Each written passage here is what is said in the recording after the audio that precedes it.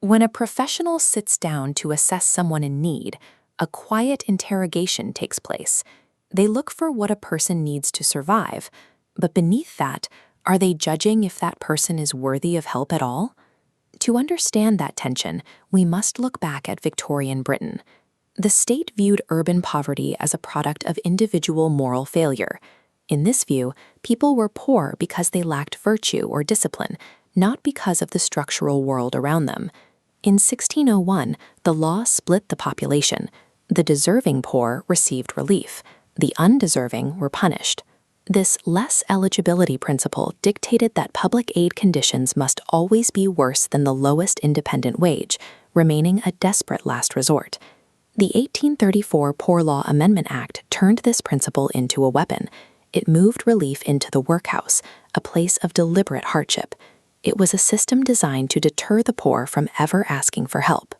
The state's earliest welfare system functioned as a mechanism of discipline, forcing the working class to accept harsh market conditions instead of seeking public relief. By 1869, London's private charities were in a state of chaos. Dozens of uncoordinated groups distributed aid with no clear criteria, leading to claims that indiscriminate giving was only encouraging dependency. The Charity Organization Society, or COS, was founded to bring order to this system. Their goal was a scientific and discriminating approach to aid. No relief would be granted until a visitor conducted a systematic investigation of the applicant's character and history. This science was practiced across a vast social distance. The investigators were almost exclusively middle-class women who applied their own values to working-class lives, judging families by standards they themselves had never lived under. The old categories evolved into worthy and unworthy. Any sign of what the COS deemed moral failure, drinking, idleness, or even an untidy home, meant the applicant was refused help and referred back to the workhouse. While the COS pioneered the casework approach, using detailed record-keeping and individualized attention, they remained fiercely opposed to state welfare. They believed government intervention would only corrupt the moral fiber of the poor. These were the world's first social work records. They pioneered a systematic way to document lives, but they also encoded upper-class moral judgments as objective, filed facts about the poor. A different approach emerged in 1884 with Toynbee Hall and the settlement movement. These reformers rejected the idea that poverty was a moral failure of the individual. Instead of visiting for an afternoon, settlement workers lived among the poor in the same neighborhoods. They focused on structural change, fighting for better housing, education, and labor laws, rather than judging the character of their neighbors. In the United States, Mary Richmond sought to refine these competing ideas. She wanted to strip away explicit moralizing and transform helping into a professional science.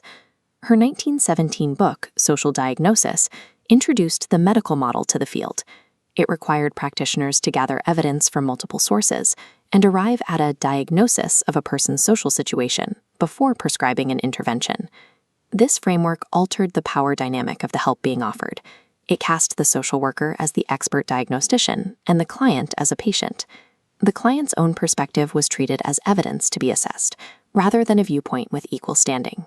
Richmond successfully professionalized the field, but she institutionalized a system where the professional's assessment takes precedence over the lived experience of the person in need. This century-old framework remains the bedrock of modern social work. Even with today's digital tools, the core process, systematic assessment and professional judgment, is recognizably Richmond's. But the profession still wrestles with what some call the ghost in the machine. Modern social workers must constantly navigate the Victorian instinct to judge a person's moral worth under the guise of professional language. For decades, the field has worked to dismantle these inherited biases.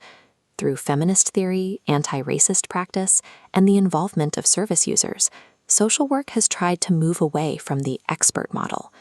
This requires a practice called critical reflexivity. Critical reflexivity is the ongoing process of a professional acknowledging that their own social position and values influence how they see and judge others. It is not possible for a practitioner to be perfectly objective. The goal of the profession is to act with the knowledge that one's perspective is always partial, rather than pretending it is universal. A clear understanding of social work's judgmental history serves as a vital tool. It helps the profession ensure the system evolves to support the vulnerable rather than punishing them.